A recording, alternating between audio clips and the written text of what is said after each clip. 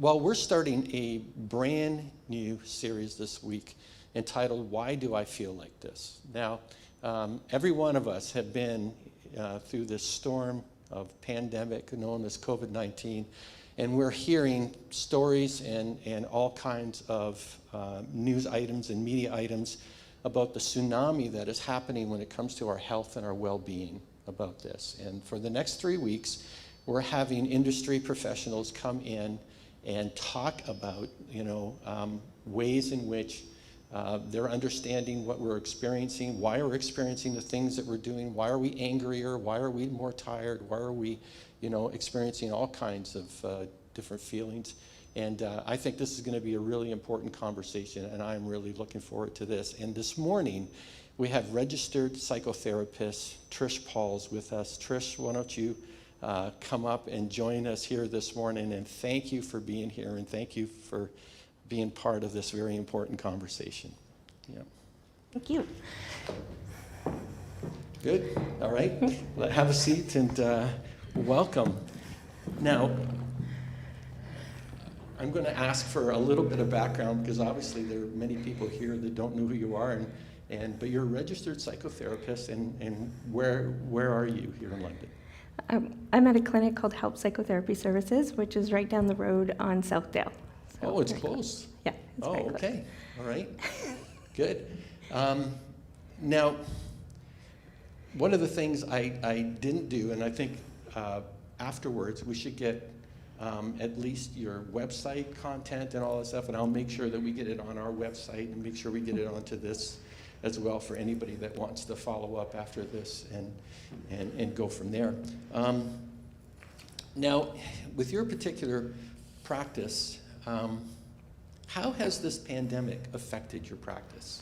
And what are you seeing? Is there a number one complaint that you can say? Well, it depends on what time of the pandemic you're talking about. In the beginning, it got like crickets. We all got scared, went home. And people were afraid of going online and things like that. But then as a few months went by, people started showing symptoms. And so now we're really busy. So if anybody online or in the area is a therapist, we are hiring. Oh, you're hiring even? Yeah. Okay. You're that busy? Yes, we're that busy. Wow. But the number one complaint is life sucks. Lifestyles? Yeah. What do you mean by that? Well, it varies for everybody. So different people are struggling in different ways. But what we're noticing is that there might be several areas of life that are going okay, but then there's this one area. And it can range from a whole bunch of different things that are going on. Basically, people's thoughts are getting out of control. People are, loneliness is setting in. Okay. And so what's going on is starting to see other symptoms of mental health also deals with physical health. And so even physically, people are getting more worn out, more exhausted, more unable to function. So there is a connection between mental health and our physical health. Mm-hmm. Okay. But loneliness, okay, Mm-hmm. is that more? Now, I heard something from a psychotherapist in Toronto, and they said the introverts are surviving this really, really well. It's the extroverts that are going, a little bit off the edge. Is that fair, or is that just an overgeneralization? I would say at the beginning, yes, that's completely fair. The introverts were like, whoa, I never have to go out again. But unfortunately, we're now at the point where it's just draining on everybody. It's straining on everybody. Mm-hmm. Wow. So is loneliness the number one thing? Or because I was interested in something you said, people's thoughts are getting are getting them into trouble. Yeah. Can you expand on that a little bit? Because that's really quite a, because that's really intriguing, because I would have expected, we would have expected that the exterior influence is the pandemic itself. But it's our reaction to the pandemic. Is that fair to say that? It's a reaction to what's going on. So I would say, like, when you think about it, what happens when we're quiet? when we just sit, our thoughts start going. We've now had almost 2 years of quiet and sitting. Quiet, yeah. And yeah, we've tried to fill it in with Netflix and all those things and trying to keep noise around us. But really what happens is we get quiet, our thoughts start going. What's for dinner tonight? What's happening tomorrow? Oh, do I even care about this anymore? Is there any point? And then we cycle down into negativity. Yeah, yeah. It's very easy to cycle down into negativity. Mm-hmm. And I know personally for me, I started jettisoning social media out of my day and only would limit myself to a very small, window of time during the day, because I just found social media was taking me into a headspace that was really not healthy at all. Social media right now is considered the #1 cause of depression.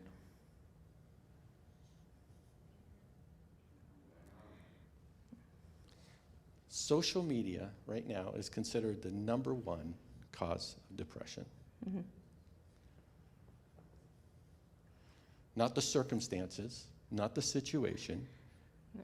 Okay? I think this, to me, this is really important, all right? Mm-hmm. Because we want to blame the pandemic. We want to blame, if I can go so far as to say government and the way they've handled it or all those kinds of things. But it really does boil down to how we are reacting to it, Yeah. and how we're managing these things and what we're intaking at the same time, which absolutely exacerbates what we're thinking and making it even worse. Is that fair to say? Yes. Yeah. Okay, I don't know about you, but we can go home now. I'm sorry. No, I know we got a lot more questions, but I think that's a really important distinction. Really important distinction to make right off the bat. Wow. Now, you've kind of alluded to this, but the next question: what are the mental health issues that are directly affected by the pandemic? So there's a lot of them, and it took me a while to figure out, do I lump them together or do I tell every single one? So I'll probably miss some, but what is happening right now is brain fog. Brain fog. People are having a lot of trouble concentrating, focusing on a conversation. I would say us talking up here is going to be 30 minutes. You'll probably catch maybe 10%. We're having a lot of trouble focusing on what's going on around us, focusing on each other. Memory, a lot more forgetting where we put our keys or finding stuff in weird places. So it's not my age that's contributing. It might be your age. It might be my age.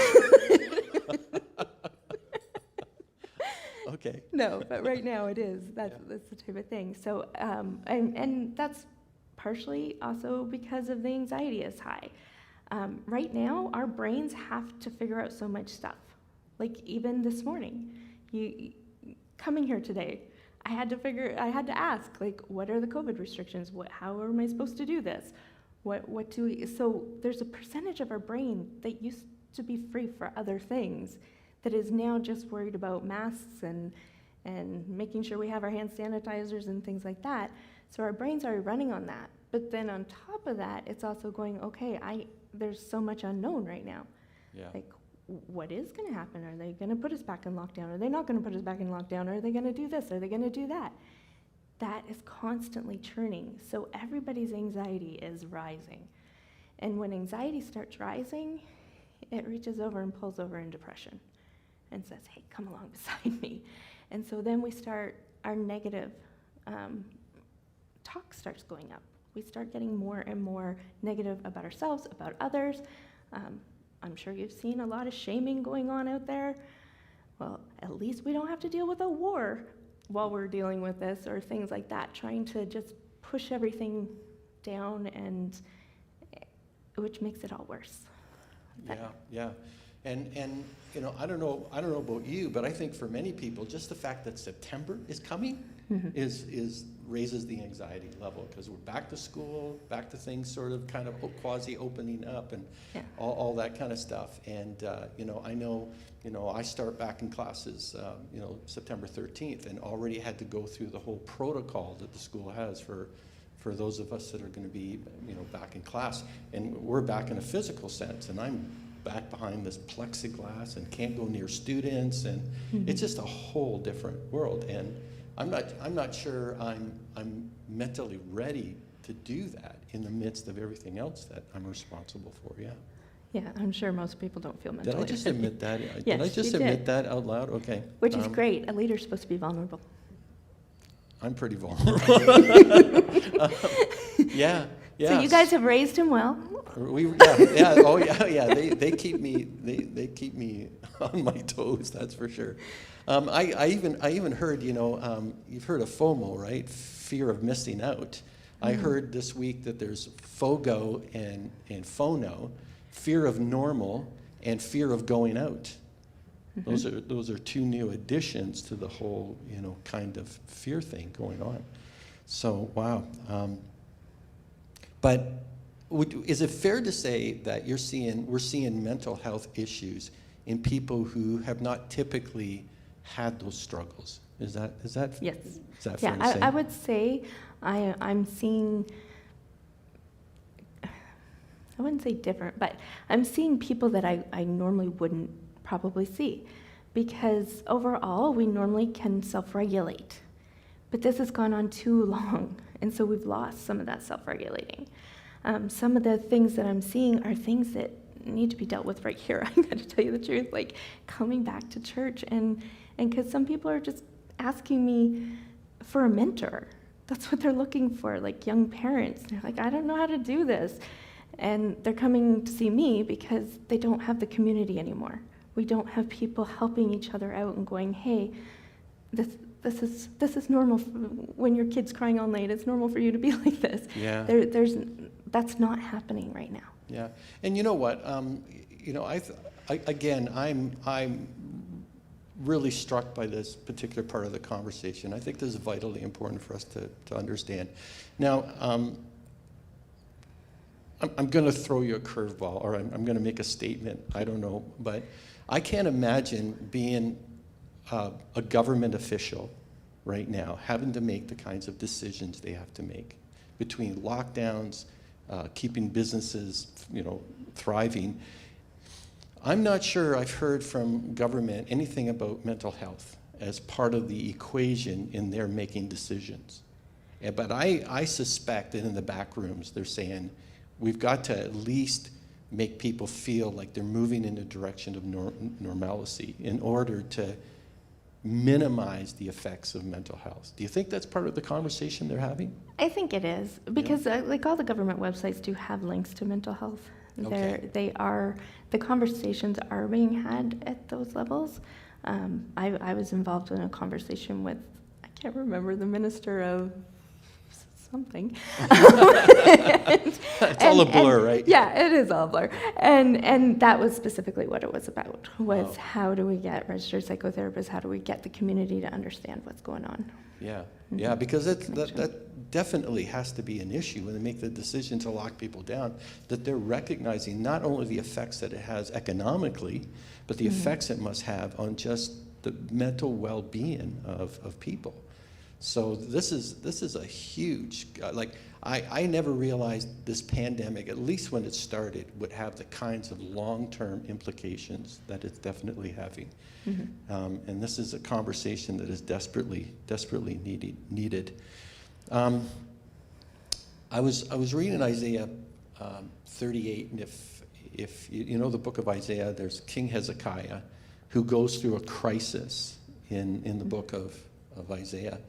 And he's coming out of the crisis, but he has this prayer in chapter 38. And I was really struck by some of his words.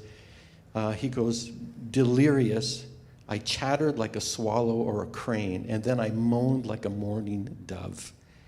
My eyes grew tired of looking to heaven for help. I am in trouble, Lord. Help me.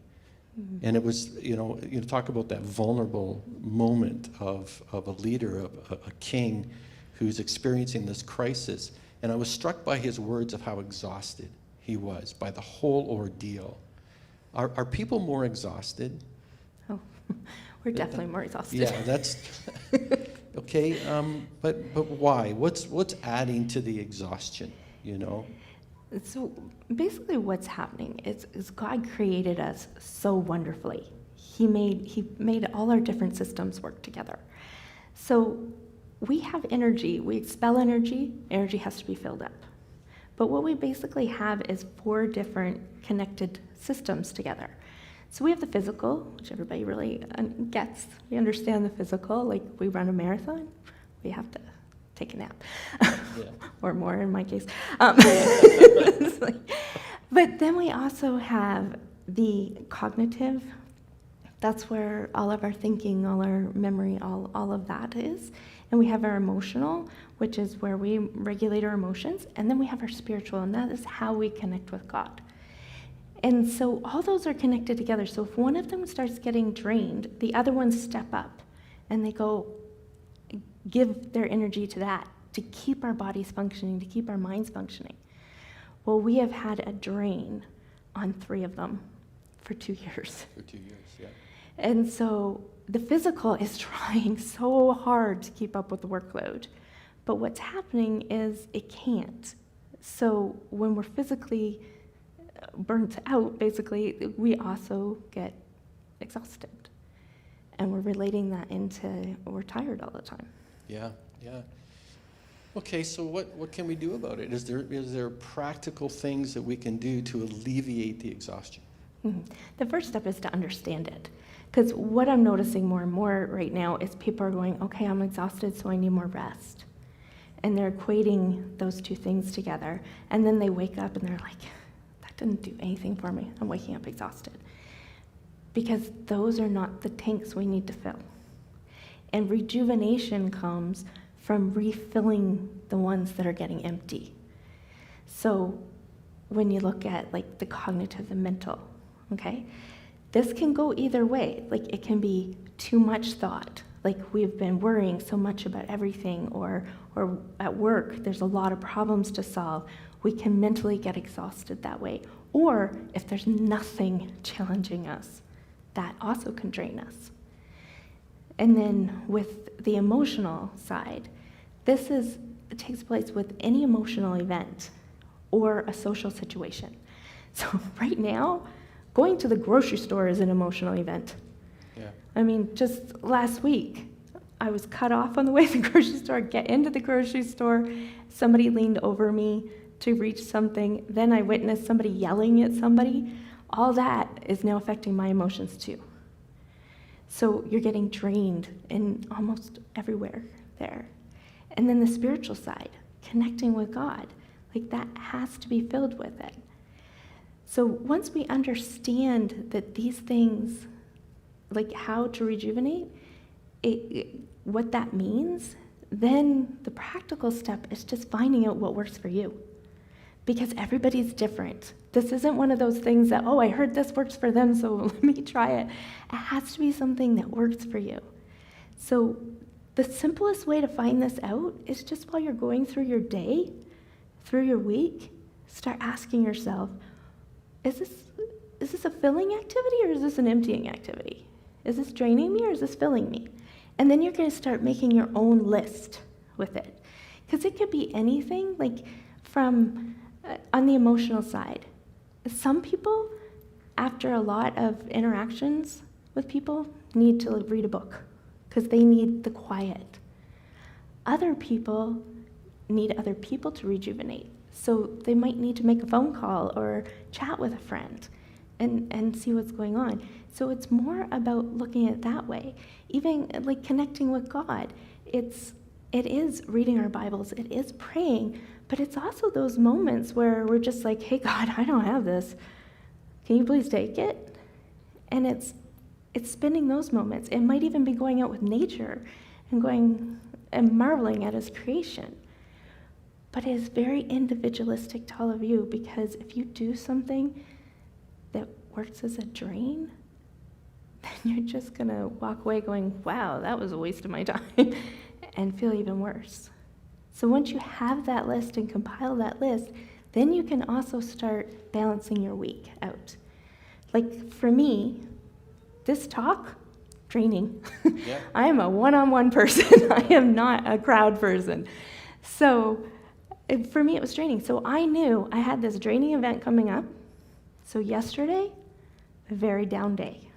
Spent time with my husband, spent time with God, spent time preparing to fill myself up so I could be here and do this activity. And then today, when I leave, I'm going to do the same type of things again to fill myself back up for my workday.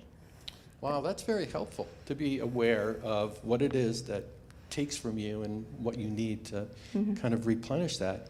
And also, you mentioned, going to the grocery store and all the different anxiety things that happen. Everybody's on their last nerve. Doesn't it feel like everybody's on their last nerve? Now, when it comes to exhaustion, I also feel that people are experiencing a really high level of grief right now. Now, is exhaustion feeding the grief, or is it the other way around, or is it just a vicious circle? It's a little of both. Okay. Grief is a feeling of loss. Grief is an emotion. It's a feeling of loss. So think about all the things we've lost this year. We've lost friendships. Some people have lost people actually to death. There's also been loss of activity, loss of jobs, loss of activity, of just having fun. Some of those things are gone. So we are experiencing grief in multiple different levels.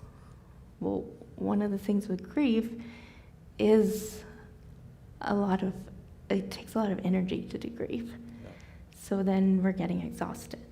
Yeah. And the more exhausted we get, we then back away from activities and interactions, which then makes us more. And I also think anger is an expression of grief. And I think many times you're seeing people who have this anger, component in their lives. And I think it was like a few months into it, I started realizing there's probably their grief coming out of all the things that they've lost. And they're just frustrated by just how prominent loss is during this time. So it's just this vicious circle that's feeding all these different things that is keeping us exhausted, keeping us grieving, and trying to get out of it.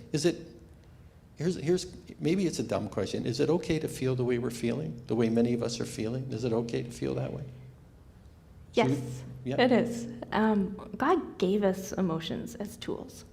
Emotions are really there to help us navigate our life. That's all they are. They're a tool to help us understand what's going on in our environment and how it's affecting us. So like anger tells us that something is irritating us, something's painful to us. Sadness tells us we've lost something. Happiness tells us something positive happened in our life. It is just a tool. Emotions actually only last, research is showing that they only last 60 to 90 seconds. But what happens is we're now telling ourselves we shouldn't be feeling this way. I'm crazy to feel this way. Oh, if people knew I was feeling this way, I shouldn't. There's so much going on, and that's just pushing that emotion down. And when we try to push it down, when we try to suppress it, we're just holding on worse to it. Because emotions have to be felt. They're part of the way our system works. So letting yourself just feel whatever it is you're feeling, it will then pass through. And you'll be able to move on to do whatever the next thing you have to do is. Wow, can I tell you what makes me angry? Yeah. Okay, in this whole pandemic, if I hear one more person say faith over fear, I'm going to blow a gasket. Yep. Honestly, going to blow a gasket. That is the most abusive understanding of fear, and even biblical fear. And I think that just makes it worse, especially for believers when they hear that. Anyway, that's my anger limit, is if I hear one more person say that kind of thing. We got onto this a little bit earlier, but technology, how is technology helping or hurting us And is there possible ways that technology could help us during this time? So technology's value is all in how we use it.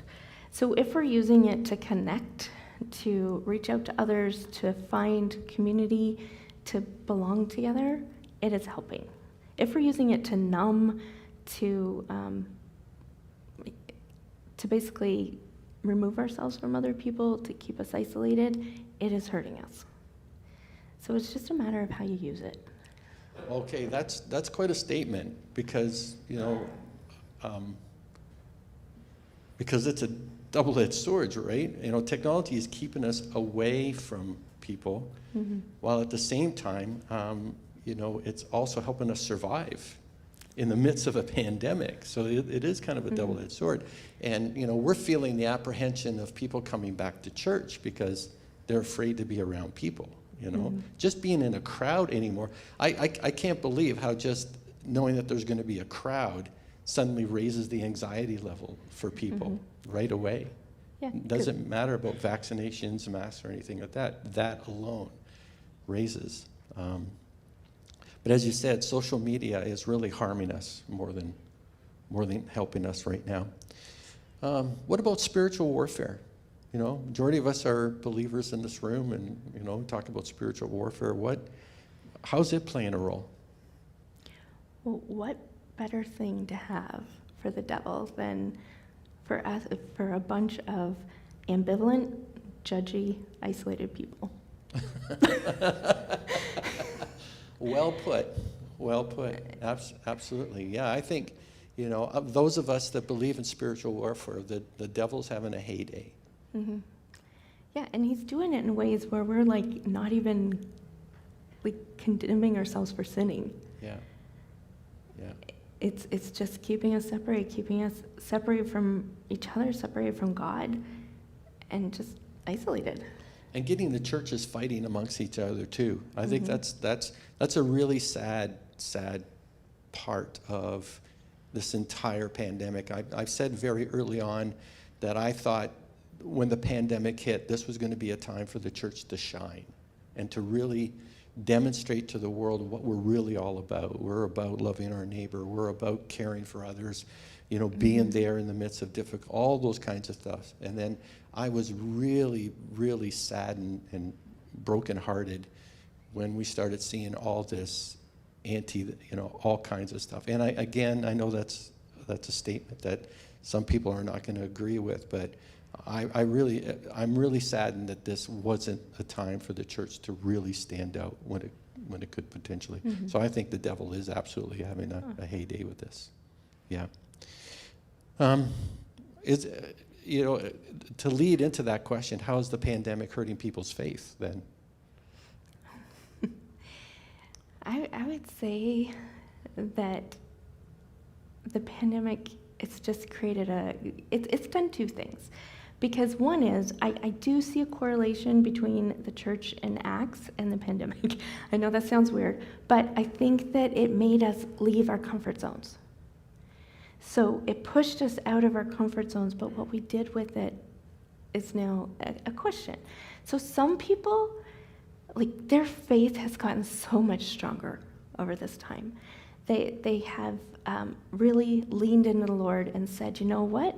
I've now realized that nothing is under my control, I can't do anything, so I'm going to grab onto that like crazy.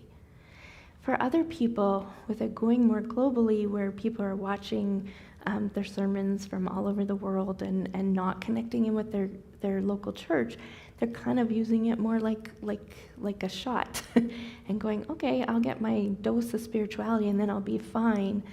And what's happening is more and more of people are just not connecting with God, and they're going, oh, I can do this just like I can get my little bit of Netflix, I can get a little bit of sermon, it's being connected there, because faith, like iron sharpens iron. We need each other to grow our faith. We need people around us challenging us, asking the questions, and so yeah, some people it's been where faith has really shrunk down.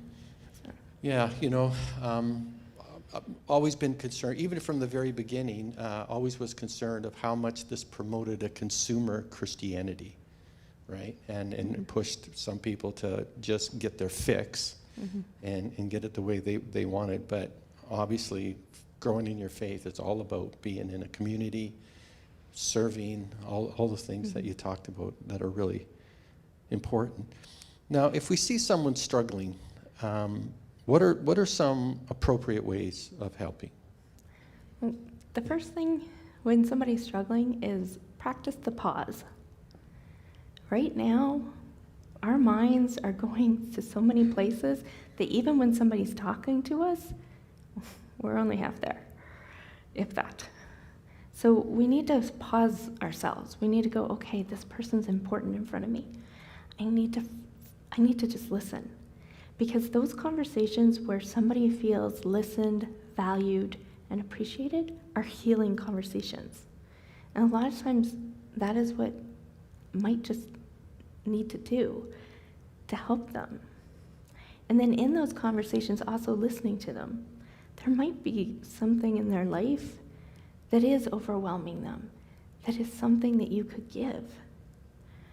An overwhelmed parent that just wants a date night with their spouse, you might be able to watch their kids. Might be that somebody needs help on grocery day because just figuring that process out is too much. So there's a lot of times you can just hear something in somebody's talk and go, hey, this is what I can give, but ask their permission, because you might not have hit the nail on the head there, so just ask their permission, and they'll let you know. Now, if you're seeing more than that, if you're seeing a lot of negative speech patterns, if you're seeing a lot of, I don't want to be here, I wish I could just escape, or even saying that they don't want to live anymore, or you're seeing a lot of worrying talk, you're seeing, oh, I need to go do this, or I don't think I have time for it, and their conversation's kind of stopping, they're just saying a bunch of things. Or you see harmful behaviors. You see them refusing to get out of isolation now that they're able to at least get outdoors. If you're seeing an increase of any type of substance use, if you're witnessing anything like that, then it's time to let them know that they need some professional help. And that conversation scares people, but really all it is saying, here's what I see, and I love you enough that I'm telling you that it's time for some help. And the second part of that conversation is actually giving them a name. Don't say, hey, you need some help? Go find it. Because they're not going to be able to. So either have a name of somebody that you trust, a therapist that you know, and just give them that name, or say, go to your pastor, or go to your doctor, or any other healthcare professional that is in the person's life, and they can get them a referral. Wonderful. Now, control is an illusion, all right? We all think that we have some element of control, or at least a sense of equilibrium in our lives. What would be some helpful spiritual practices to at least help people regain a sense of equilibrium in their lives or spiritual control? Yeah. Well, I actually think that control is an illusion. Yeah, okay. So we shouldn't even have this question at all, no, right? Yeah. No, but it's more about focusing on what you are in control of. Yeah, okay. With it. And really the only things we're in control of is us. We can control our thoughts, we can control our emotions, we can control our actions. Anything out there, can't control. But if we refocus on that, then we bring back the balance. So if you're even thinking about, like, I'll use an example in my life, coming here today. I hopefully have some control over what I'm saying, but I have no control over how you guys are interpreting it, or what you're thinking about me or anything else. So if I sit here and try to, do something to affect that, and really worry about it, and go home tonight and go, oh no, what if they took this the wrong way, or what if they took that the wrong way? And trying to control how you guys are thinking or feeling, that's just gonna drive me nuts. Yeah, it's gonna eat away at you for sure, yeah. Absolutely. So, but the only way to focus on what we can control is to lean into God. because he can affect all of you. Whatever I'm saying, he's turning those words around so you guys can hear what you need to hear. And being close to God and staying in that connection keeps us focused on, okay, here's the ways that we can act, here's the ways we can do it. But he can take those things and he can make them into miracles. And remembering that, and reminding ourselves of that, and even saying it to God, this one's yours, please take it. Or saying, I'm having trouble letting go of this, please help me. And that refocuses us on what we can control. On what we can. Yeah.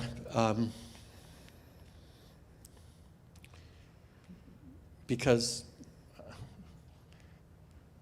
God is in control. Like, that's a whole sovereignty question. I'm going to deal with the sovereignty question next week. We're not going to put that on you. But as a psychotherapist, what is your biggest concern right now when it comes to the whole climate of pandemic and going from here?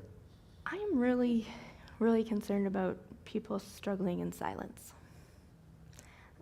Right now, like what you said a few minutes ago, the church has an opportunity to shine like crazy right now. I work with somebody who all they want is a volunteer opportunity because they don't have anything else. And we have tried for the last 2 years to find someone that, and it's just a question of all the regular volunteer places, they're like, we can't do it because of COVID, because of the COVID restrictions. Like, people don't know how valuable it is to be in this room, to be together, to lean on each other, to see each other with it. And people are just sitting in silence. So, like, for you guys, whether you're at home or here, it's seeing those people, it's reaching out to them, it's inviting them to things. Like I asked before I came, I said, how are you guys doing this? And I heard a lot of great things, like life groups and different things like that. So, like, I see this as a huge opportunity for you to be able, like, even to invite somebody to I don't know, make a craft for somebody or cook a meal for somebody. Just giving them that little bit of, hey, we belong. Yeah, our leadership even, earlier in the year had determined that one of the focus areas for our church going forward, and I think it's going to be a big need coming out of this pandemic, is the desire for community. Community is going to become even more important. Even though we talk all the time about being a community, it's going to be, I think, the number one factor of where people find wholeness and well-being and healing. And I think that's a great opportunity to the church, because the church is primarily about community in many ways and what we share together. So what tips would you give as we close this out in going forward? Is there anything that you would recommend to people? I would recommend to basically follow the fruits of the Spirit. Oh. Like, it's really about getting out there, practicing kindness, showing love, having joy inside us. Like, it's striving towards those things. Being able to give back to people is one of those deeply filling parts of us. And so when we try to follow that, we're rejuvenating ourselves and rejuvenating them. That is the best way forward, right? Is the fruit of the Spirit, which is applicable in crisis and good times and all of that. Wow. Well, this has been really meaningful for me. I've learned a lot, to be quite honest, and I hope everybody here has learned a lot and has heard something that they can take away and allow them, even starting today, to feel better and to look more hopeful into the future. Because I think there's a lot of people, when we feel helpless, we soon start to feel hopeless. Mm-hmm. And that's one of the things that's been happening during the pandemic, is because of all the the helplessness that we felt. There is this sense of hopelessness. But you've given us hope today. You've helped us to identify the things that we need to identify and to recognize them. and some practical steps as how to move forward. So Trish, we worked together 30 years ago, didn't we? I know we weren't going to mention that, but this is the first time I've seen Trish in 30 years, and we worked together 30 years ago, and so we had a great conversation when I found out what you were doing and wanted to invite you to the church. But I want to thank you very much for speaking into our lives, for speaking into everybody's life here, and for helping us navigate this season that many people are struggling through. So I just want to pray as we close and invite the worship team for our last song. But once again, thank you for being here. Let's pray. Father in heaven, thank you so much for our time together and for this meaningful conversation. And Lord, thank you for Trish and for her expertise and for her experience and all that you've equipped her to do. And thank you for her answers. And Lord, we pray that somewhere, someone has heard what we have discussed today and has started down a path of healing and hopefulness once again. Lord, I just thank you for all that you're doing in the life of this church. And we pray that we would continue to be a community that reaches out to people, that changes lives, that loves God and loves others, so we can see the world change for the better, regardless of what is happening all around us. So Lord, thank you again for this time. In Jesus' name, amen.